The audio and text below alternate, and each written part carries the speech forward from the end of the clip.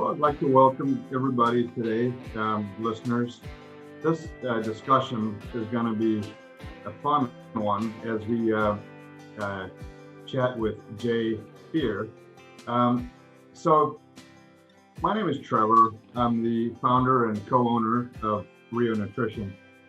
And we have been in the business of impacting the economic model and the regenerative model of the rancher for 18 years. And recently, within the last 18 months, got into the soil health space because whether we like it or not, it's all interconnected. So with that, we're getting to meet some really resourceful folks along the way, along this journey. And that brings us to meeting Jay Fuhrer from, Jay, you're from Bismarck? Correct.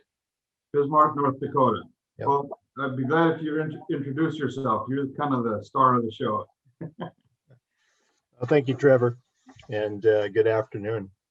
And I am Jay Fuhrer. I was a long-time conservationist with USDA, specifically Natural Resources Conservation Service, and did spend a little over 40 years with them. And more recently, I worked part-time at the Menoken Farm, and that's a conservation demonstration farm, just located just east of Bismarck. And so I was associated with the Menoken Farm even when I was working with USDA indirectly, but now I'm directly working there. And so that works out well with my goal. I have a working goal, if you will, and that is to farm forever. It's a pretty short, brief little statement, but it helps when you partner with people in groups. It kind of helps them understand who you are. And so I can give you a little context. My past work, I was a long-time conservationist right here in Burleigh County, and so I had the local NRCS office. And that allowed me to get a chance to look at reoccurring information regarding carbon and regarding the whole soil analysis, where we would routinely see these documents come across my desk, and it allowed me to track some of those local farms over time and see what did or did not happen. And so that allowed me to become much more interested in soil regeneration, and something that we didn't really talk about 40 years ago. You know, it just wasn't on the horizon, Trevor. And so the interesting thing about that was, you know, even some of the earlier conversations on it, etc., there was a lot of eyebrows raised that no, you're getting off track here, type thing. And so, you know, what it kind of comes down to a lot of times is why should we conserve a degraded resource? And shouldn't we put our effort into rebuilding a resource? And so that kind of got me on track. And then the last 6-7 years I spent pretty much on the road, different countries and different provinces and different states. And so that allowed me to have a lot of contact with people. And there is a reoccurring theme across all of that, and that is that we are mostly carbon deficient. So when we look at our cropping systems, we look at our gardens, we even look at grazing systems, depending on how they're managed, they're carbon deficient. And so that's kind of how I got started on this end, Trevor, to kind of give you a little background. That's cool, Jay. Appreciate you sharing that with us, and I appreciate you weighing in on some of these topics when you've had 40 years plus of experience. Now, just a quick question. The term regenerative agriculture, like when would you have first heard that? When was that starting to be a thing? Just in the last 10 years or? Yeah. You know, we started out with some interesting terms. You know, within USDA, they like to put a label on something. And so I'll give you an example. You know, for many years, we used the term conservation tillage in terms of our cropping systems. Never liked that term, because it was always way more about the tillage end than it was about the conservation end. Yeah. But that was our term for a number of years in cropping systems, and it had criteria, it had sideboards, etc. And then eventually we moved into something that we called a no-till system. Well, never really liked that term because it was just about one aspect, just the seeding operation. It just completely ignored all these other aspects that are necessary if you're going to rebuild something. And so it was after that, after that no-till title, then we started to eventually put together a term called soil health. And it was meant to be a term that you instantly recognized what that was. You didn't have to think too long on it. You knew this had directly to do with how the soil was functioning or how it wasn't functioning. And so it was a term intended to be user-friendly and to encompass kind of a bigger area. And so a lot of our no-till systems in our part of the Dakotas here went in the early 90s. They started around 93, 94, and then evolved more. And it was when we started to get around 2000 and maybe the early part there that we started moving more into using the term soil health. Okay. So I vividly remember the first event where we advertised it on a flyer as soil health, and we wondered if anybody would even show up, because it didn't say conservation tillage, it didn't say no-till, it didn't say those things. Yeah. And so, but it was a welcomed term, yeah. and people related to it more, and so that was a positive thing. So you've really gone from a conservation officer to a soil health rebuilder. Yeah. I had spent a fair bit of time on, administering programmatically, and that allowed me again to see some things that did and didn't work, and spent some time as well in terms of even easements and that type. You got to see that whole ball of wax when you worked in the position I did. And then there's a liberal use of a term that's called other duties as assigned. And so within USDA, you're gonna do, if there's water leaking through the dam, you're gonna plug it up, no matter where you're at or what else you were doing. And so there's always some of that. But you're totally right. I remember quite well, Trevor, the meeting that I got up in front of my peers and I told them about how I wasn't going to build these structures anymore. I wasn't going to, which was treating a symptom. We had a lot of erosion, and our erosion was rampant. And so I had built a lot of waterways, terraces, diversions, etc. And I got up in front of my peers and I told them, I'm really not going to do this anymore. And of course, they're kind of looking at me, like, isn't this your job? And I said, this is really futile because we have to treat the problem. We can't get the water in the soil. And we have to understand this process. And I said, I'm standing up here in front of you today. I'm not saying I understand it all, but I'm going to work at it. And this is my goal. And they didn't say anything negative. My peers, they didn't say anything. And as I always tell groups, I also had lunch alone that day. But that was a start. It was a start. Yeah. Yeah. But, Jay, I'm sure you can testify to this more than me. But sometimes you've got to have lunch alone in life, because if you go with the flow, there's that expression: "Dead fish don't swim upstream." Yeah.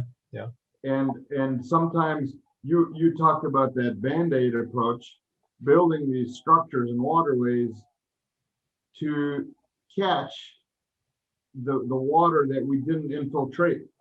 Yeah. So now you flip that around and you start fixing the foundation or the core, and not only are you preventing that you might say that symptom, but you're catching water, which is one of the key components to life.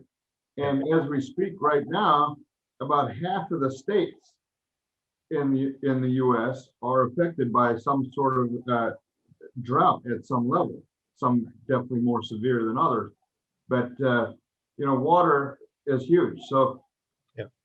I think this is good where this conversation can go, Jay. We've got listeners that are, many of which, in the western half of United States and Canada, that Sure. are affected by drought. That's a reality. Whether we're into soil health or not, we're still part of this ecosystem.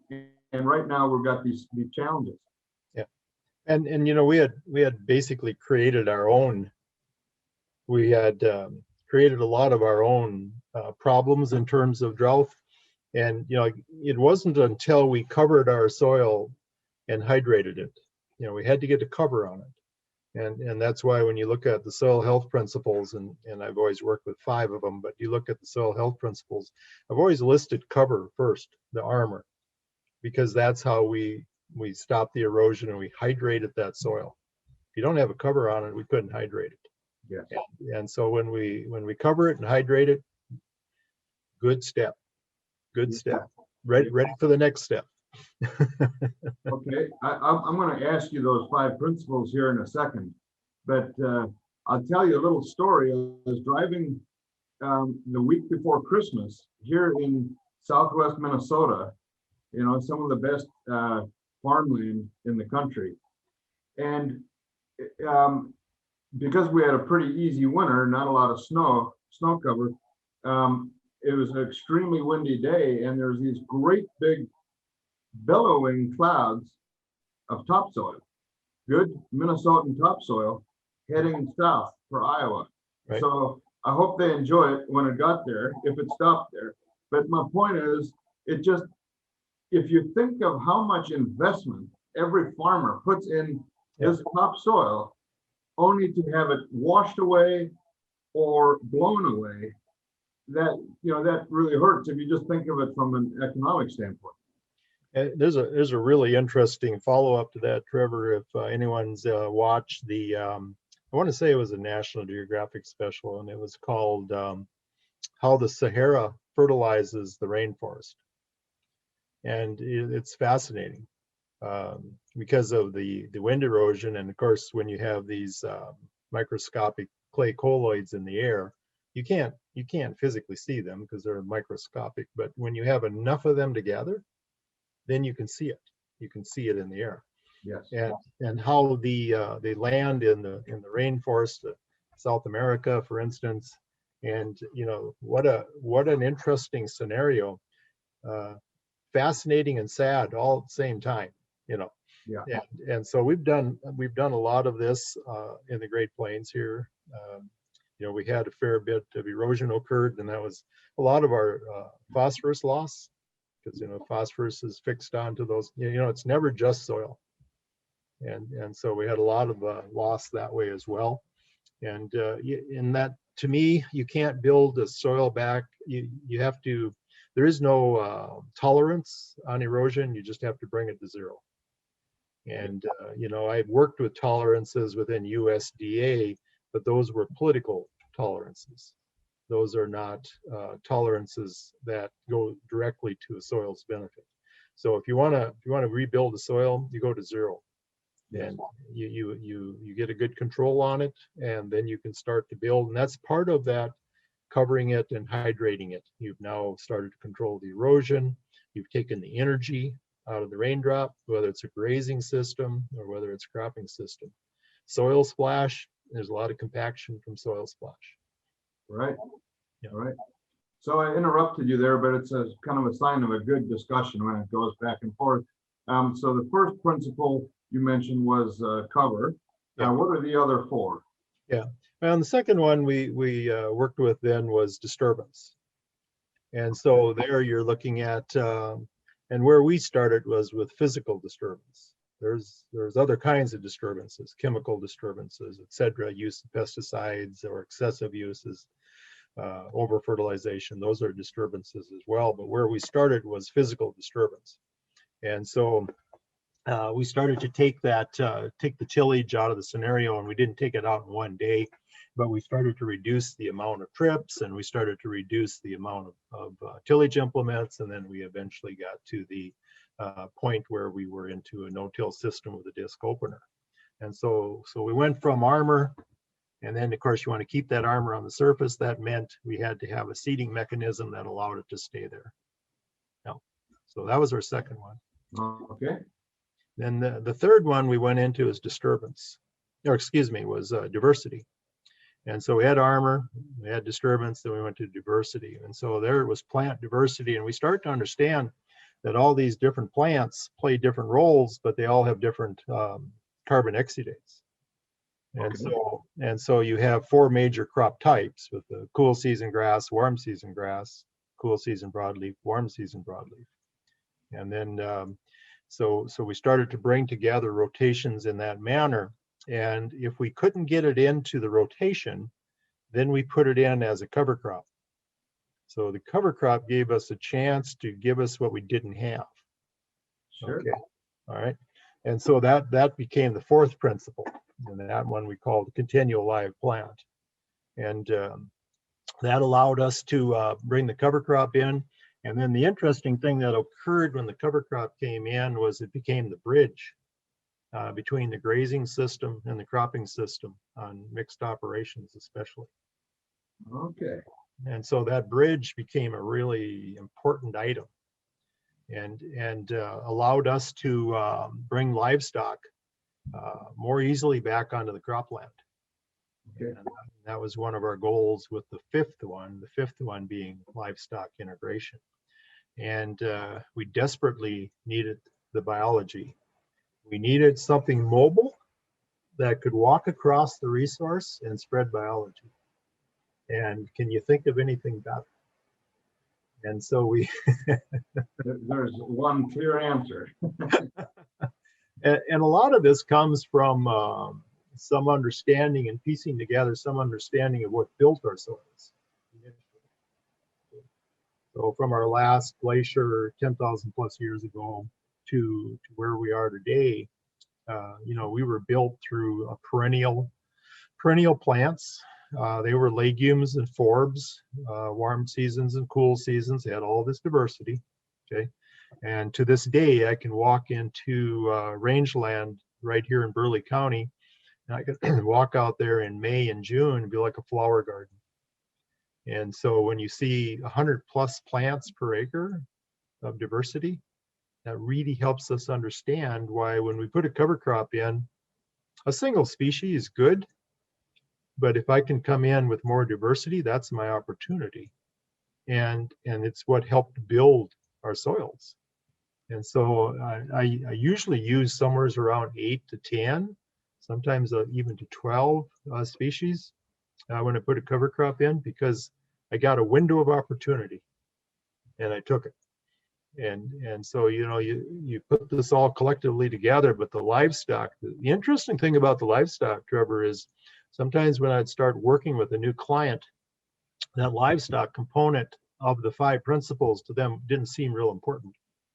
But at the end, by the time we were implementing and we're starting to monitor and see impacts, all of a sudden the livestock became the most important one because then they saw it. Yeah. Yeah. The way it was explained to me one time is if you think of where life flourishes the most in terms of biology and living organisms is the equator. So you think of the jungles, and you can just almost feel it when you think about it. They're hot, they're humid, plenty of moisture, plenty of plant life. There's the atmosphere or the conditions are you might say ideal for this microbial stimulation. It's just a good environment for it. And then you think of conditions, let's say in northern Alberta or in the dry parts of North Dakota, like you've described, or the high desert in Wyoming or in Idaho or Oregon. And you might say there's no similarity between that and the equator, besides that there's soil. But there's a very different environment. So then you talk about the cow or the livestock, ruminant, I'd say, in as the fifth point to soil health, fifth principle. Think of the inside of a cow. Let's Exactly. specifically think of the rumen. Right. The rumen it's hot, it's moist, it's got that moisture, it's got everything the equator has, only it's mobile. The equator is not mobile. Yeah. And as you said, there it is on four legs, and it's just fundamentally the right fit. Yeah, and I think that's a lot of the value, and you described it well, because that ruminant is there, whether that cow is walking in the high plains or whether he's walking in Iowa. And whether it's a drought or whether it's an average year, whatever it is, that ruminant is there. And so when I can get those on the land and we start to populate and we start to bring the biology, that's a huge item. And so consequently, it was just, to me, it's one more piece of the pie, because when we look back, we know that for instance, in the Northern Plains here, our mollisol soils, they were built with a diversity of plants. They were built with animal impact. And so when you have those things on the land, and that's what built them. Now, when we look at our cropping systems today, or even a lot of our grazing systems, they're not capable of building soils. And so we start leaning in, the principles were initially put together to help us have a starting point, where to start and where to kind of evaluate a bit. And so you start looking at that whole thing and you start appreciating that, okay, now I have some understanding what built these soils, but wow, my system's not that. Our systems are too linear at this point. And so as we start looking, but that was one of the things this didn't happen in one day. It didn't happen in 1 year. For me, it was a learning process, and it was a real journey. So Jay, I would like to chat in this discussion about, you might say, some of the shackles, some of the things that are tying us down in industrialized ag. But before you speak on that, can you explain what linear looks like versus an alternative? Sure. And I don't want to take credit for that analogy. It was actually it was a book that a Canadian wrote. It's Civilization Critical. It's by Darren Qualman, and I believe he's in the Saskatoon area, as I recall. Okay. So he wrote a pretty good book on Civilization Critical, and explains our energy and our energy usage and sources and what's real energy and what isn't real energy, and those type things. So it's a good read.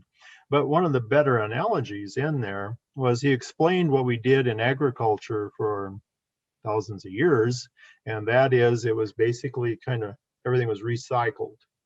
And so it was more of a loop of recycling. So using and reusing, okay? And that loop was around for most of humans' existence. But then in the last 100 years, that changed. And more specifically, probably right after World War II was probably the big change, with a lot of products that didn't have a home anymore after the war. And so we started applying those and started to see some interesting results, and they were relatively inexpensive. And so I can still remember in the Dakotas, when I was really a young kid, first time my dad brought home a truckload of fertilizer, and it was in a bag. They were in 50-pound paper bags, and it had an elephant, picture of this elephant, on the front of the bag. And I can remember, initially using that fertilizer, and so it had these impacts, which were definitely there. But that changed some things, because now we had more of a linear scenario where we were putting things into the end of the pipe, and we were starting to put in things like fertilizer and like pesticides, with the seed coatings and the treatments and that type of thing. And when it came out of the other end of the pipe, you had your yield, but you also had no way to recycle back all of the unused portions, or even the used portions of the pesticides and of the fertilizer, etc. Because a fertilizer at best, you can hope to get about 50% into a plant. So we know this, but we don't have anything to catch that at the end of the pipe. So it kind of goes to the atmosphere or goes to the water system, goes through the hydrology and has an impact on insects and pollinators and all these things that are necessary in nature. And so with that, you looked at the two systems. One was a recycling loop. It was, you could run it forever. The other is very linear. It's based on trying to reach a maximum yield. And when you are not getting the yield you want to come out of the end of the pipe, kind of like Darren explained it in his book, you put more stuff into it, okay? And so you have even more coming out of the end of the pipe. Now, when we got our heads wrapped around a little bit that yes, we can change these systems and rebuild back our soils, now all of a sudden we were looking at every time we applied, I'll give you an example. Let's go back to Trevor to the first soil health principle. We applied that to the soil, and we applied cover to the soil, and we hydrated it. Well, the pipe, the linear pipe, bent up a little bit then, a little bit. And then we applied another principle, of disturbance. We took some of the disturbance, get rid of more of the erosion, and do a better job in building soil aggregates so that we could go ahead and get water back into the soil. Instead of running off, we got it into the soil. It bent up a little more, okay? And so each time we added a soil health principle, the pipe continued to build. Probably the biggest one would probably be, initially anyway, would be cover crops. Because the reason for that is it meets a multitude of soil health principles at one time. And so I'll give you an example.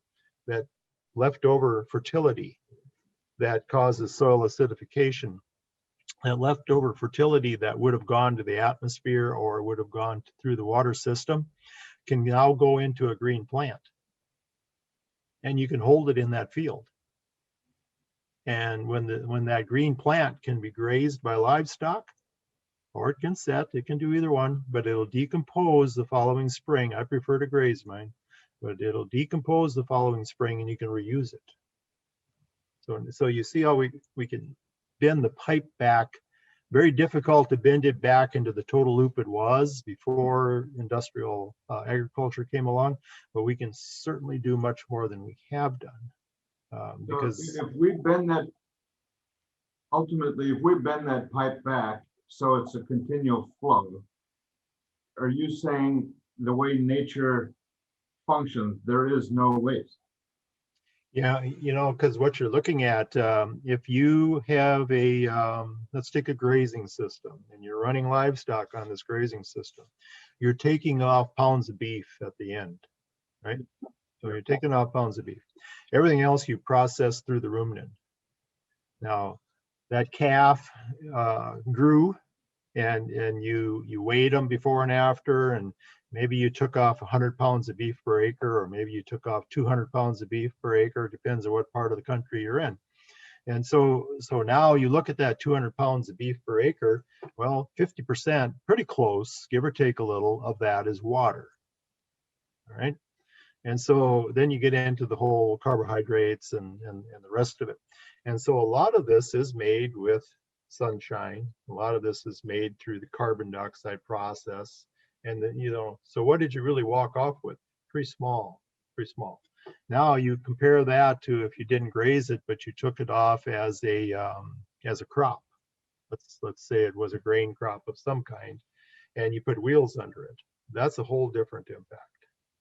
And so, you start to find your way, but when you're exporting all the grain off and you are not putting a cover crop back to offset the carbon loss, you start this degradation process, which is subtle and slow, but you start that process.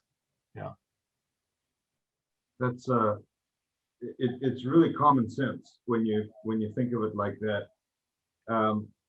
So just to speak to industrial ag, you know, this discussion is not to victimize or to look down on mainstream agriculture as it is today, but rather to maybe open some eyes and shed some light in terms of there is a solution. Yeah. As we do this right, there is a solution right under our feet.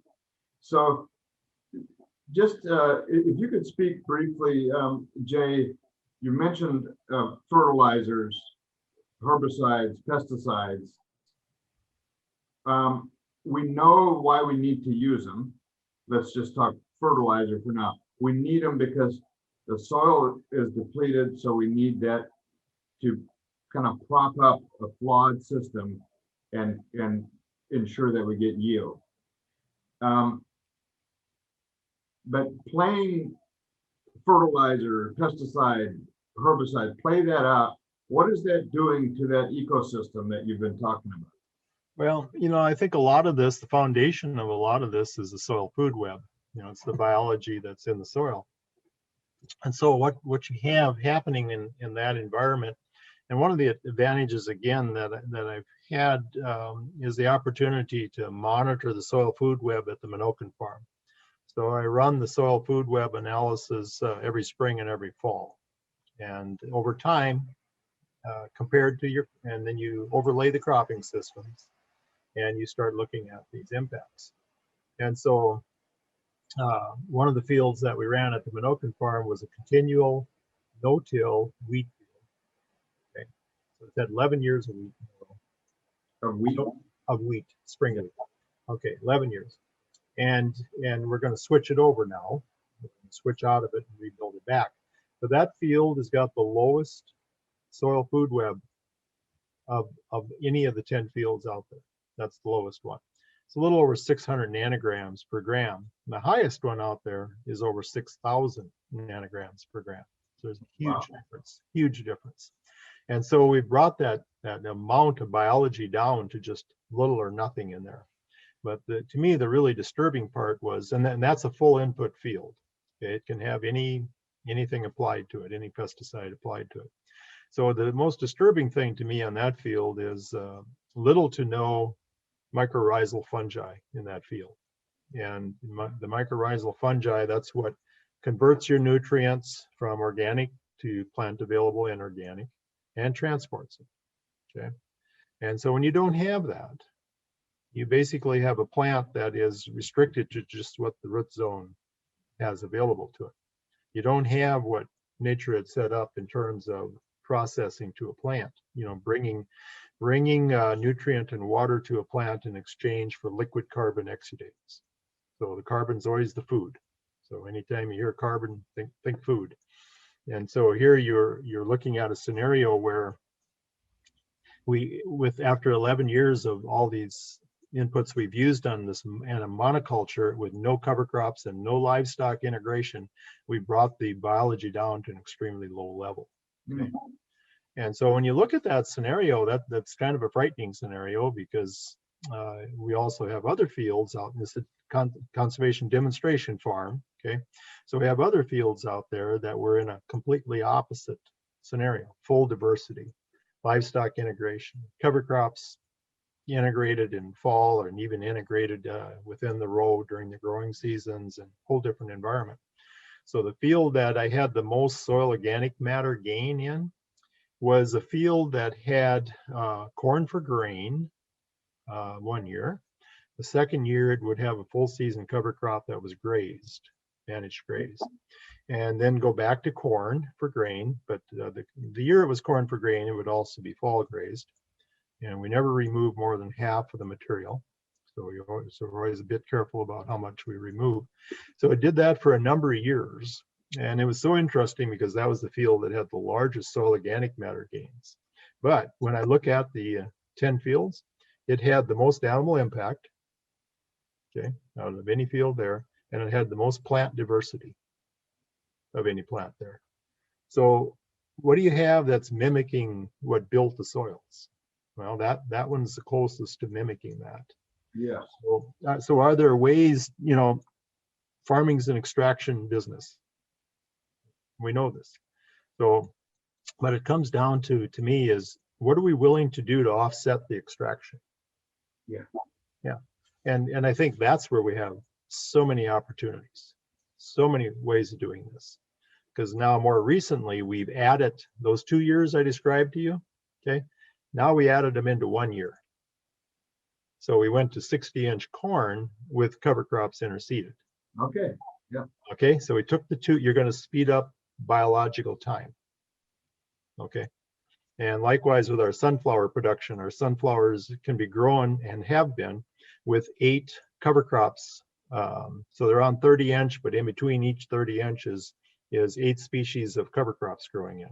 And we've done this successfully. And so those are just tailor-made to be grazed in the fall. High plane nutrition. Yeah. So livestock integration. Now we're building back with biology. They're also taking high carbon material, turning it into a lower carbon material. And the big difference is this with livestock, Trevor, and I can't, this is what I evolved with over time. When we bring livestock in the fall to a field that's been combined, when you bring livestock in, you make food available that day to the soil food web.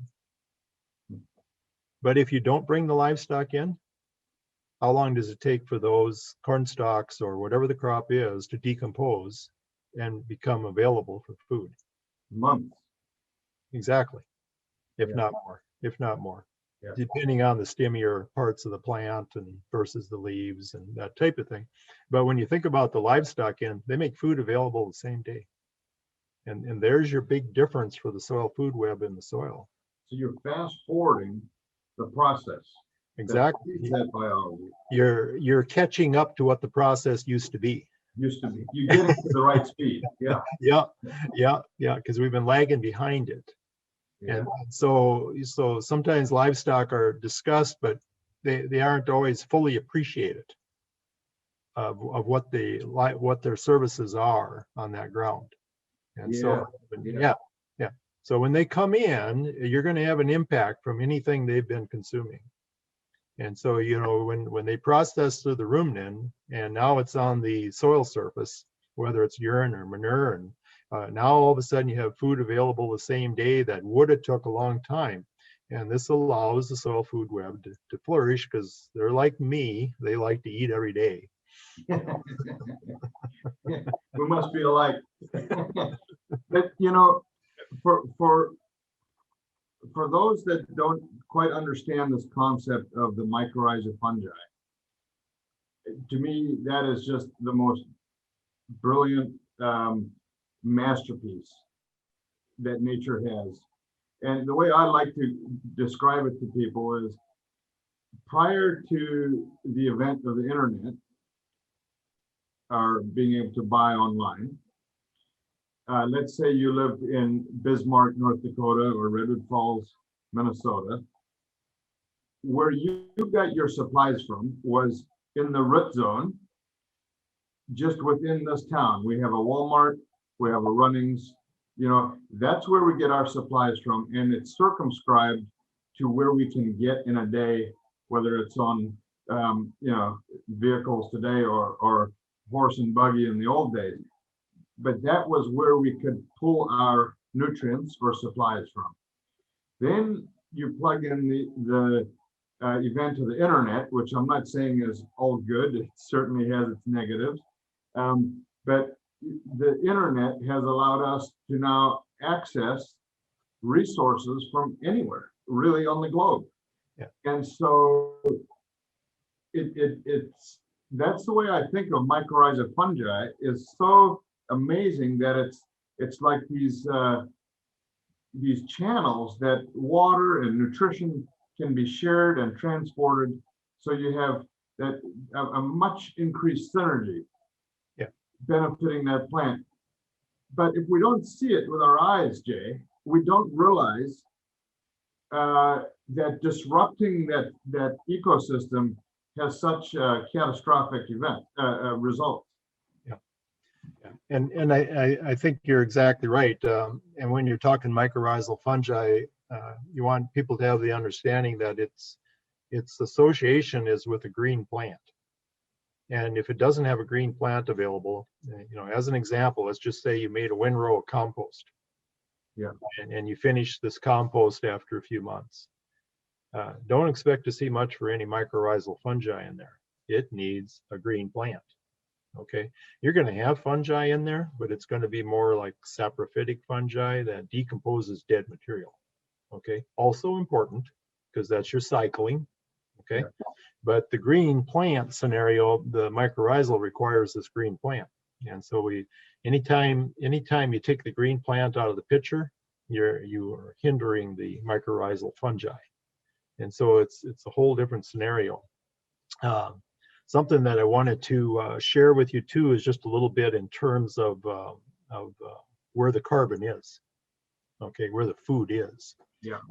And this kind of helps us understand whether it's a corn bean or whatever it is. And like you, I'm not here to beat up on any system. I don't even like the titles on systems, because if you show me a cropping system that is gained in soil organic matter, I'm probably on board with that person. I don't care what they call it. Yeah, the net result, right? Yeah. Likewise, if you have a cropping system that has been losing carbon, again, I'm not too concerned about what you call it.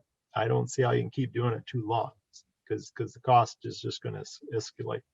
But let's think about this for a minute, Trevor. And we're going to take a corn plant, and I credit one of your fellow Minnesotans, Don Rykowski. He's retired at Morris, Minnesota. He was soil scientist for ARS, USDA there for many years, and he's one of the lead authorities in carbon. So if you ever need to talk to somebody about carbon, I would probably have a cup of coffee in Morris, Minnesota, because that's one of the world leading authorities on it. Okay, it's just about an hour and a half north of it. So yeah. And so if you take a corn plant, because that's a very popular plant in your neck of the woods and mine, and you take that corn plant, a third of the carbon's in the grain, and a third of the carbon is in the above ground plant. Okay. And a third of the carbon is in the root mass. Okay. So what we can do is we can look at this, that third that's in the grain is probably going to get wheels under it. Okay. It's going to go somewhere, ethanol or feedlot, or it's going to go somewhere. Okay. The other 2/3, we can do ourselves some favor because if we leave that laying on the soil surface, we now have armor. Okay, we have some protection, heat elements, water elements, all that, and then let it decompose on the soil surface. If we bring livestock in, that's to our advantage, because they will do a much better job of creating carbon out of that. Because any dead material laying on the soil surface, the vast majority, like 85% plus, is going to go to the atmosphere as CO2. Okay, it's going to oxidize. That's the vast majority of that. The root mass, you'll keep a little bit more of the carbon. Maybe you're going to keep, instead of 15% or less, maybe you're going to keep 25 or 30% because it's already in the soil. Okay. And the rest will go into the atmosphere. Yep. And so then there's a fourth part of carbon that, 40 years ago we never talked about. 20 years ago we never talked about, maybe even less. And that's the root exudates. And so in the first 6 to 8 weeks of a plant, green plant, it's giving off these carbon root exudates to the biology we discussed, mycorrhizal fungi, etc. So they're consuming this and they're trading water and nutrient for carbon. Okay. And so that's the fourth one. That fourth one takes about 30 to 40% of the photosynthetic energy of the plant to do this. And so it's a big energy input. So you know how important it is, because these plants evolved over time, and this is a process that's very important. And so there's your fourth. So sometimes you'll hear someone say, well, I don't know if I have enough time this fall to plant a cover crop. Well, if you've got 6 weeks, because it's the first 4 to 8 weeks, that's when those plants are going to give you those exudates. But if you've got 6 weeks, get it in the ground. Sure. Yeah, because you're going to get exudates out of this. you're not going to get a huge biomass above ground. This is all occurring underground. You're investing in your soil. Yeah, you're feeding. Yeah, you're harvesting sunlight and converting it and putting it in the ground. Yeah, yeah. The CO2 is coming into the stomata and then into the plant, and it's giving off the oxygen and the water vapor, etc. And so there's a whole scenario where you look at that, and so even if you took a corn bean rotation, you can do yourself a lot of good by even bringing in the principles in terms of integrating a cover crop, even if it isn't every year. If you find a window, even if the window is every other year, you bring it in because you get multiple long-term benefit from it. And you start looking at this whole carbon scenario different. So if you drive down the road in the fall and the semi left with the grain and the baler's in harvesting, baling up the forage to go to energy, and right behind that is a tillage tool for the root mass, you can see the issue with carbon. We've just lost 3 out of 3. Yeah, exactly. Yeah. And then we get a negative carbon year, or we have it so low already that it just stays low. Okay, but it seems like it can always drop some more. And so there's the difference in that versus coming in with the cover crop, keeping this material, bringing in the livestock, whole different world. Yeah. Yeah. That's, the name cover crop kind of depicts that it's covering the ground, and that's one of the principles. But yeah, don't overthink it. Yeah. It's a cover. I like to call it a living fertilizer because you're harvesting carbon dioxide and sunlight and investing in your land. If we were to walk through a factory, you and I, just any factory, let's say in Bismarck or in Minneapolis, sure. and they got this production line, and they're fabricating some sort of made in USA metal goods. And in the corner of that factory is a big old pile of scrap metal, okay, from mismanagement or from just waste in the manufacturing process. You look at a pile of scrap in a manufacturing outfit like that, and you right away think it's waste. It's wasted money. It's wasted resource. But I don't think we do that enough, Jay, in the agricultural system. Yeah. Identifying, this sounds wacky. People might laugh at me for saying it, but we might be wasting sunlight. Oh, yeah. We're wasting the available capacity of the land, like you say, the cover crop, that 6-week window. If we don't do that, it's waste. And I think we need to, I feel we need to raise the level of awareness as to these are the solutions. The big outcry about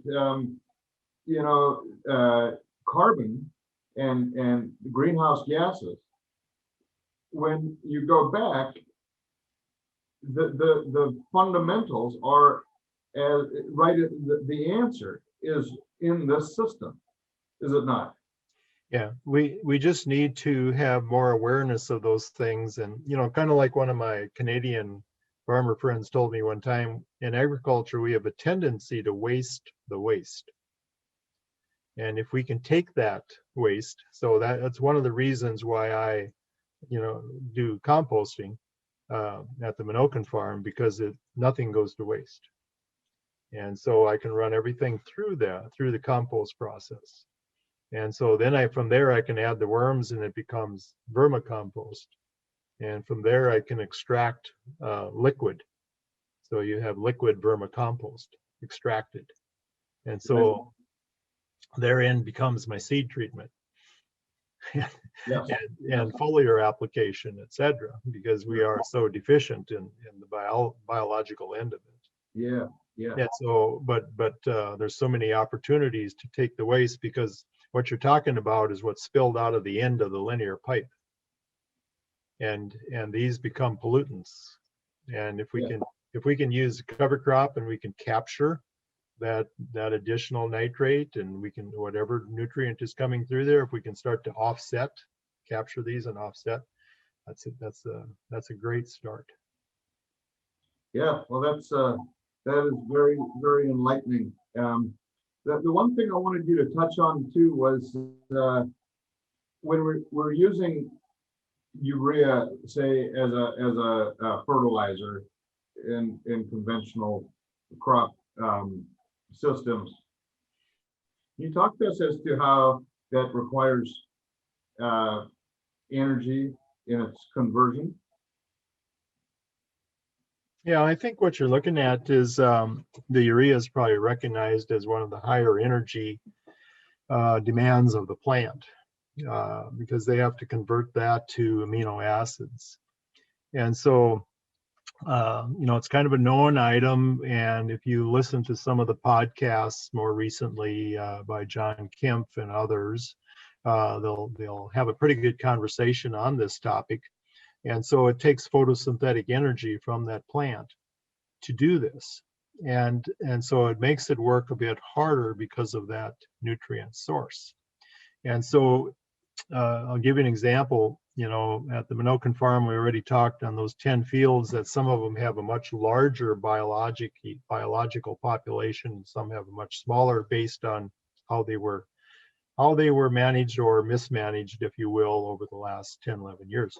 So when I apply a large load of fertility, urea in this case, to the one with very low biology, the biology will consume what it can because they usually eat first. But there's going to be an awful lot that's never going to get into that plant, that never going to get into the biology, okay, but might still be within reach of the plant. And so the plant has to do this conversion process. And so whereas if everything got into the biology, and we used maybe a more conservative amount and looked at these split applications and that type of thing, and we can actually get it into the plant, into the biology, and let the biology get it prepared for the plant. And so there's another scenario. But we haven't routinely been monitoring our biology. It's been available for quite a number of years now, but most people don't. And so a lot of what our systems are based on, Trevor, is actually the more degraded the soil is, they almost start to work better to some degree because they were designed for that. And when we restore soil function, all of a sudden this all looks different and acts different, okay? When we first started to build soils, we had no idea what that soil was going to act like. And we went through some drier periods of time where soil and the plant just didn't seem to care, and because they were fine, and we weren't used to that because we used to be just a few days away, always, less than a week away from a drought. And then we found out we could make ourselves much more resilient, and we can do that in terms of water, we can do that in terms of carbon, and the whole processing of the whole mineralization process. And so we become much more resilient. And so when somebody's looking at stepping into a scenario like that, it's helpful for them to know what their biology is.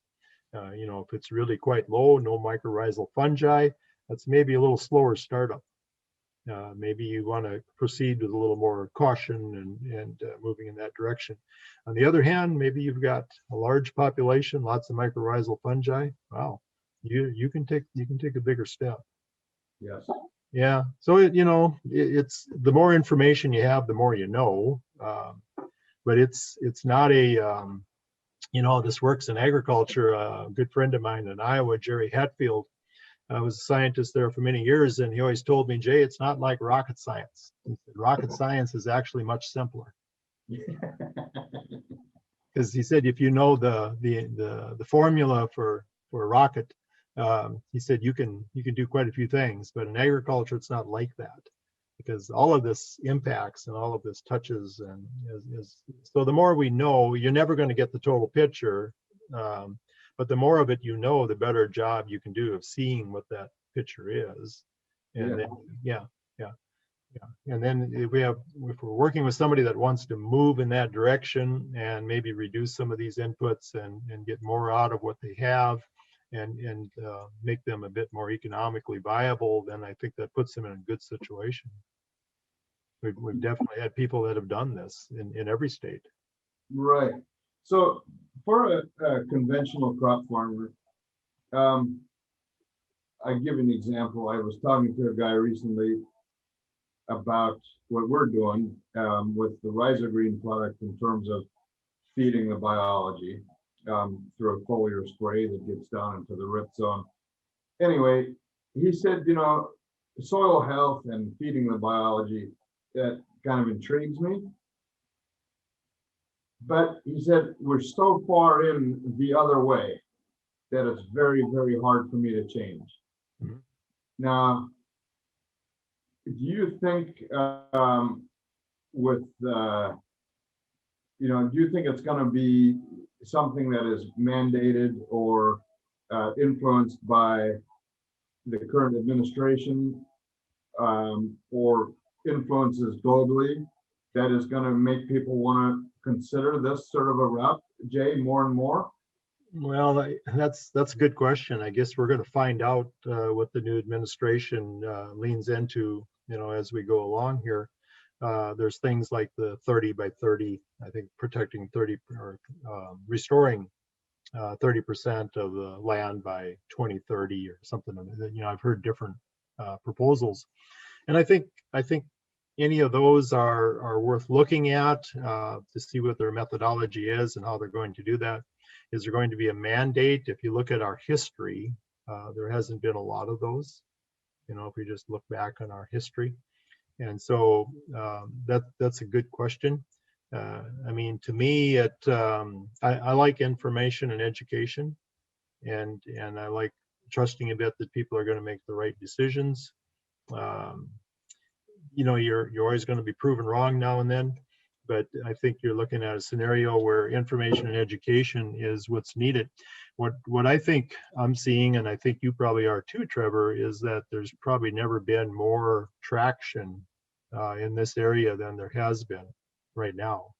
And Right. so there's an awareness, and you mentioned there's good and bad sometimes on the internet, etc., and all these uses, whether it's Twitter or Facebook or whatever it is.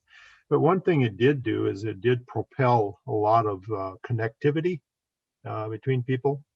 And I don't care what country you go to and you get into the farm community, you're going to hear them talking about soil health. Yes. And a lot of the countries are much further along on it than ours.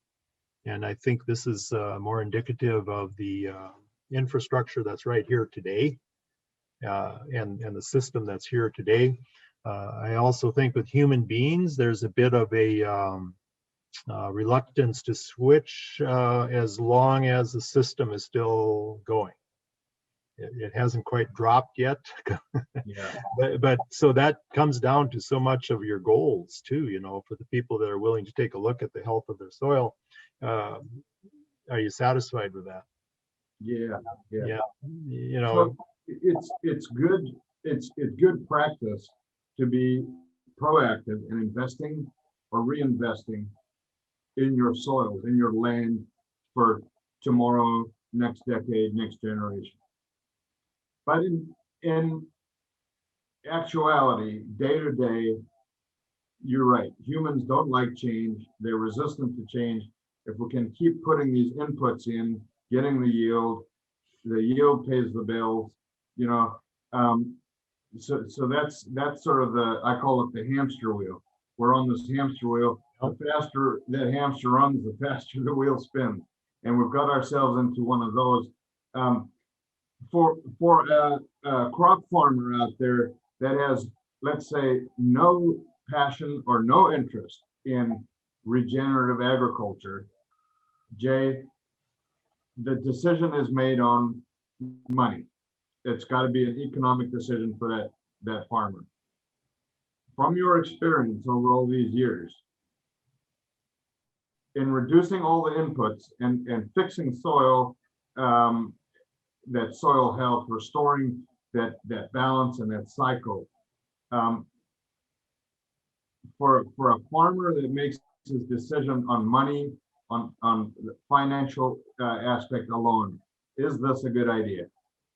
Yeah, and a lot of that, I think when you're close to going broke, it's always easier to change, right? I mean, it just is. And you know, you listen to a lot of soil health type speakers on the circuit, farmer types, and a lot of them will talk about, you know, that economic change they then felt they took the big step and made. Okay, I think it's when that isn't on the table, then it becomes a somewhat different discussion. You know, Yeah. one is much easier. Yeah, I got no other recourse. I'm just going to I have to do this. Okay, and it doesn't even mean you want to, but you have to. Okay, and so you have that, and you raise a really good question. You know, and over the years I've had a lot of different clients, and with a lot of different philosophies on what they're doing or not doing, that type of thing. But the vast majority of them, I think when they understood a bit more of the science and they understood a bit more of the entire process, most of those moved in that direction. Yeah. Yeah, but they had to have the understanding. Yeah. And if you know, we'd partner and put the cards on the table, and you know, when the spade goes in the ground and the soil comes out and you're at the end gate on the pickup, there's no place to hide. And you know, then it just kind of is what it is. And so you can start setting up a bit of a monitoring protocol and those type of things. And the vast majority of those people I've seen move in the soil health direction. I've never really seen any of them move back out of it once they stepped into it. Yeah. Because for a lot of people, here was things you could do that you didn't have to necessarily buy. I mean, these are things that you could make management changes in. Yes, sometimes you had to have something additional like a cover crop, etc. Very much an investment in your property. And so you have those scenarios, and I've seen those people move into those arenas. You know, but I got to share this with myself. And that is the first time I looked at cover crops, my thought was, I think they're maybe okay for you, Trevor, but they're not for me.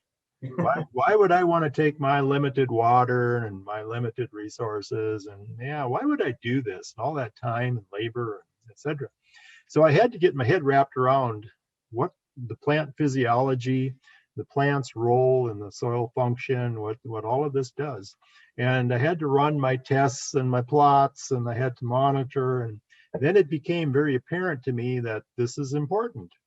And then it wasn't long after that, I came to the full realization that it's critical. If we don't have this component, it's really critical, because without it, we are too linear, we're too degraded. Every plant's on full life support. You better buy every input you can think of, because you're going to need those. And that's a different world. Okay, that's not my world. And so when I look at that scenario, but when people have the understanding of what this can do and how it does it and what makes it work, those are good people moving in the right direction. Well, if people have made that move and not gone back, what I would assume is that it must be financially viable. Yeah. Because at the end of the day, with the best intentions, if you can't pay your bills and you can't survive, right, you're gonna go back, or you're gonna jump ship. Yeah. So when I talk about regenerative agriculture, you see people sort of like, just like you said, might be all right for you, but not for me. Right. And I've seen that a lot, where regen is for those guys. Yeah. And I'm seeking to redefine regenerative agriculture. And I split it into 3 segments, Jay. Firstly is what you've been speaking about is the land and that ecosystem. You know, so you got the cow, the biology in the rumen of the cow, that correlating with the biology in the soil health, that correlates with the plant health, plant resilience, plant yield, all of that comes back full circle. So that's the first part of regen. The second part of regen is having a regenerative agricultural business, whether you're in ranching or farming, or both. It's got to be an enterprise that creates a profit. And that in itself will drive prosperity, and it will be regenerative. It's got to be self-fueling. We can't, we can't drive a pickup with an empty gas tank. We've got to have something that keeps, you might say, refueling itself. So that's the business model of the farmer or the rancher. And then thirdly, what I call the third and last segment of regenerative agriculture is when we have the first two in place, the land, the ranching or farming business, then we have a regenerative rural community, because the young people are coming back.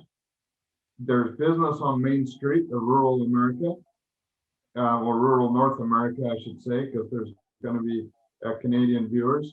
And with that brings prosperity and the health, the immune system, you might say, of our local community, of our rural community. And that to me is the redefined regenerative ag. And at that point, when I share that with people, I've never once had somebody that said, no, that's not for me. Mm-hmm. Everybody wants that picture that I've just painted. Everybody in agriculture wants to win. And I think we have a lot of the solution.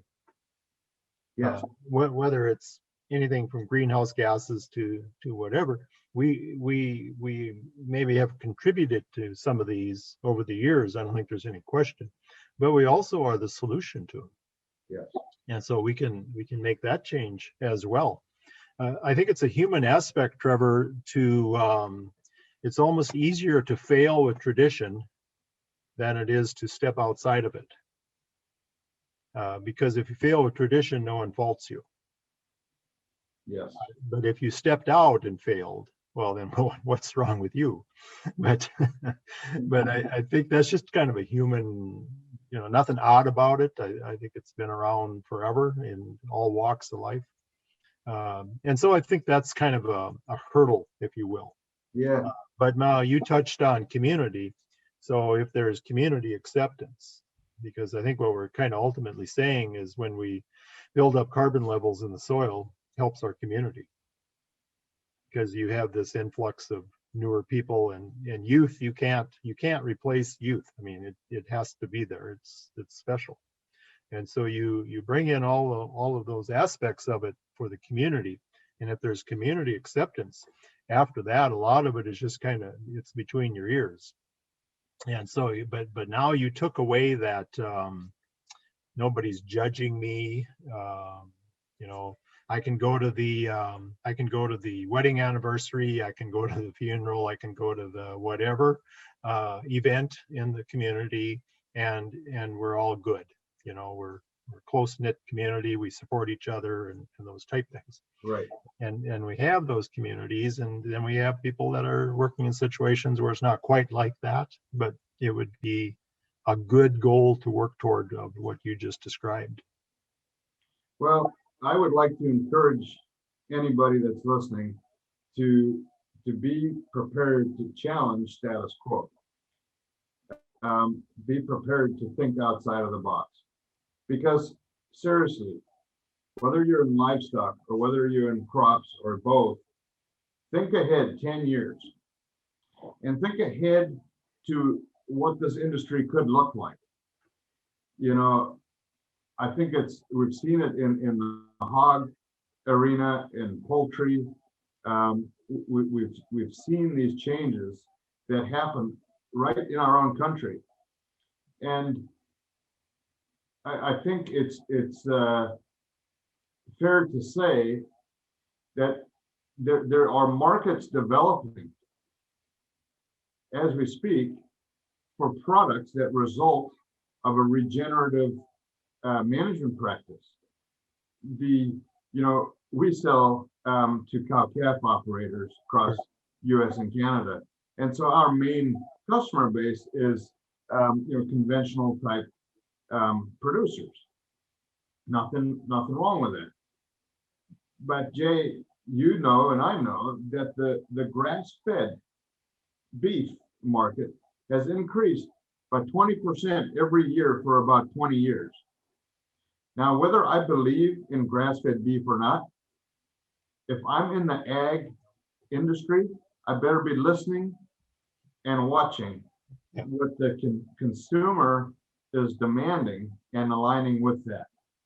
And I see that as a perfect fit between everything we've talked about in the last hour or so and what the consumer, our ultimate customer in the ag industry, what the consumer is demanding. So while things might look pretty bleak, you know, we've seen it for years where the big get bigger and the small guys go out of business. Right. Well, no matter what size you are, my message to you would be think ahead 10 years, watch the trends, watch the public perception, watch the consumer demand, and align with it. And I think a very, very safe place to be is on this regenerative path. Yeah. No, I think you raise a good point, Trevor, and it gives you the bigger picture look, if you will, and I think that helps you focus in and find you know, because every farm and every ranch is unique in terms of labor and in terms of their goal, in terms of what they have available to them, where they're at, and so each one reacts a bit differently, but that to me would fit virtually any of them, because then they can see where they can funnel that. And you raise a good point with the grass finished beef, and there's lots of different terms. There's grass fed, grass finished, you know, and everything. This has been kind of going on for quite a while. My wife and I purchase it locally here from one of the ranches, and have for many years. Kind of the old Barbara Mandrell country western song about being country before country was cool. Yeah. And so we were purchasing this before it was kind of a thing, and you know, we've done it for many years, and our children have done it, etc. And so it's one of the few portions, like you mentioned, in the beef industry that's growing. That area is growing. It's even taken in some people that maybe were vegetarian or maybe just weren't consuming that protein source, but then that became one that fit for them and worked for them. And so I think that's a great thing. I like to know my rancher, which I do, and have learned a lot on that particular ranch, just in terms of carbon and animal husbandry and care and all those type things. And then, you know, you feel good about purchasing that product. You feel comfortable and confident in it. And yeah, no, I think you raise a really good point. And whether it's a simple step like taking out, like growing a conventional corn versus maybe GMO variety or something, you know, whether it's just some of those simple type things, you start down your path. And for many years, a lot of these changes didn't all occur in one day. Like the things we're talking about today and that I've brought up today, that was over a long span of time. And so, you know, that's the only advantage there is to getting old, is you can look back over a longer period of time. There is no other advantage, I'm here to tell you. And so that allows you to see something from 40, 50 years. Okay? That's different than when I started working and I couldn't look back at very, very little of anything. And so, you know, you come with all of that. And I think you're looking at a scenario, and you described it well. Then you got some advantage to do that, but you can start the process, because the most difficult thing to do is just to take that step, take a step. And to me, one of the really great things to start with is a cover crop, because it addresses so many. I don't care if you're organic, if you're no-till, if you're conventional till, I don't care what you are. Start with a cover crop because it addresses so many soil health principles at one time. And you know, there's ways to step into this. There's ways to do them. You know, and I would like to think it's not going to come to a mandate. I'd like to think that through our present administration or any other. I'd like to think it's information, education, and as we understand it by things like you're doing today, with a podcast or a webinar or however you use it. I think that allows us to see some of that, and over time we've gained more traction, and I think we've got a lot of people that have been doing a lot of great things, and we need to recognize that because it's been tremendous. And is it mainstream? I'd say no. Can we make it mainstream? I think we can. Yes. Well, Jay, in conclusion, I'd like to really thank you for your time, for your input, for sharing that experience you spoke about, the 50 years that I don't have, or the next guy may not have. You don't want it. You don't want it. Don't rush into it, Trevor. I've been to the school of hard knocks too. So I think that's invaluable, you sharing that with us. And as we wrap up, I'd just like to say, for the listeners, Jay Fuhrer, you pronounce his last name Fuhrer, but it's spelled Fuhrer.